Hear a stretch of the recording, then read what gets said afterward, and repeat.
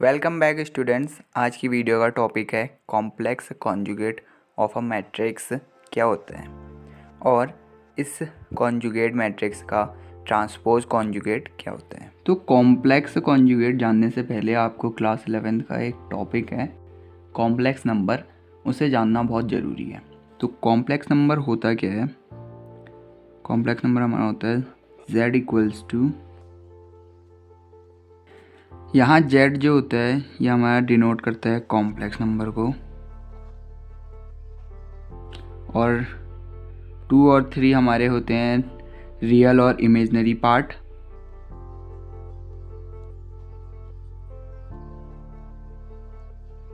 ठीक है, और i हमारा होता है आयोटा, जो कि हमारा √-1 होता है। तो अब इन्हीं कॉम्प्लेक्स नंबर से हमारी एक मैट्रिक्स बनती है जिसको हम कॉम्प्लेक्स मैट्रिक्स कहते हैं।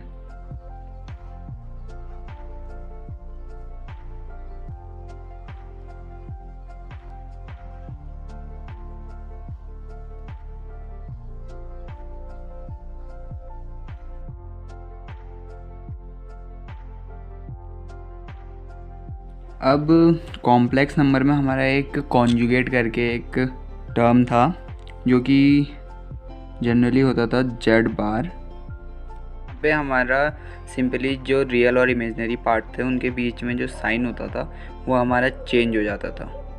अब हमारी जो ये कॉम्प्लेक्स मैट्रिक्स होती थी इसी का हम कॉन्जुगेट मैट्रिक्स निकालेंगे, इसमें हम सिंपली जितने भी ये जो हैं इनका कॉन्जुगेट कर देंगे एलिमेंट्स का।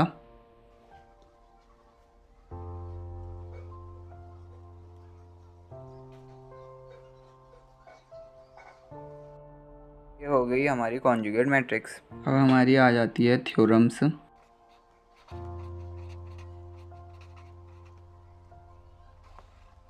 हमारी पहली थ्योरम है कि एक मैट्रिक्स ए हमारी रियल मैट्रिक्स होगी जब A equals to A conjugate होगा। हमारी सेकंड थ्योरम है एक मैट्रिक्स ए हमारी इमेजनरी मैट्रिक्स होगी जब A equals to minus A conjugate होगा। अब थर्ड थ्योरम है हमारी कि अगर ए कॉन्जुगेट का हम फिर से कॉन्जुगेट करते हैं तो हमको ए मैट्रिक्स मिल जाएगी। अब फोर्थ है कि जब दो मैट्रिसेस का सम होगा और फिर उनका कॉन्जुगेट हम करते हैं तो वो हमारा होगा उन दो मैट्रिसेस का इंडिविजुअल कॉन्जुगेट का सम।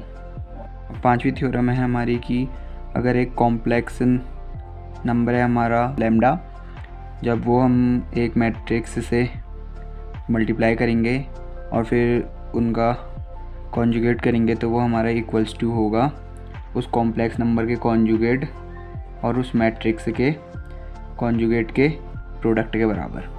अब हमारी सिक्स्थ और लास्ट थ्योरम है कि अगर दो मैट्रिसेस का हम प्रोडक्ट करते हैं और फिर उसका कॉन्जुगेट करते हैं तो वो हमारा इक्वल्स टू होगा उन दो मैट्रिसेस के इंडिविजुअल कॉन्जुगेट के प्रोडक्ट के बराबर। और ध्यान रहे यहाँ पे कुछ होता है हमारा कोई रिवर्स नहीं है जैसा कि ट्रांसपोज वगैरह में हो जाता था, यहाँ पे सिंपली सीधा है। अब नेक्स्ट है हमारा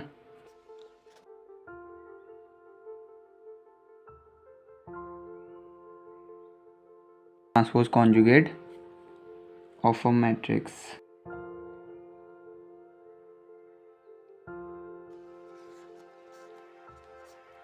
तो हमारे ट्रांसपोज कॉन्जुगेट में क्या होता है, जो हमारे पास एक मैट्रिक्स दी होती है ए,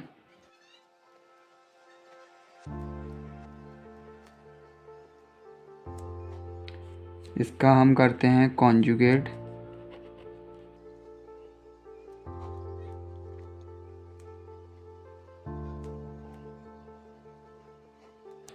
और फिर इसका हम कर देते हैं ट्रांसपोज।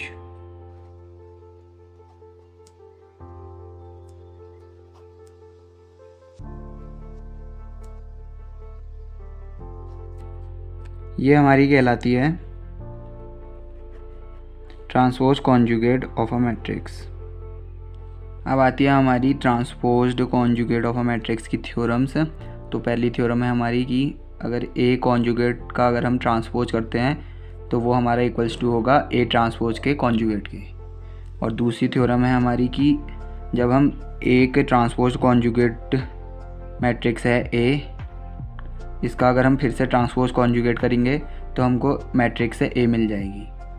तीसरी है हमारी, अगर हम एक स्केलर नंबर के को एक मैट्रिक्स से मल्टीप्लाई करते हैं और फिर उनका हम ट्रांसपोज कॉन्जुगेट निकालते हैं तो हमारा वो इक्वल्स टू होगा उस मैट्रिक्स से ए के ट्रांसपोज कॉन्जुगेट और उस स्केलर नंबर के मल्टीप्लाई के। थर्ड वाले का ये सेकेंड पार्ट है हमारा। यहाँ पे को जो के है वो हमारा कॉम्प्लेक्स नंबर है और उसको हमने एक मैट्रिक्स से ए से मल्टीप्लाई जब करते हैं और उसका जब हम ट्रांसपोज कॉन्जुगेट करते हैं तो वो हमारा इक्वल्स टू होगा उस कॉम्प्लेक्स नंबर के कॉन्जुगेट और ए मैट्रिक्स के ट्रांसपोज कॉन्जुगेट के प्रोडक्ट के।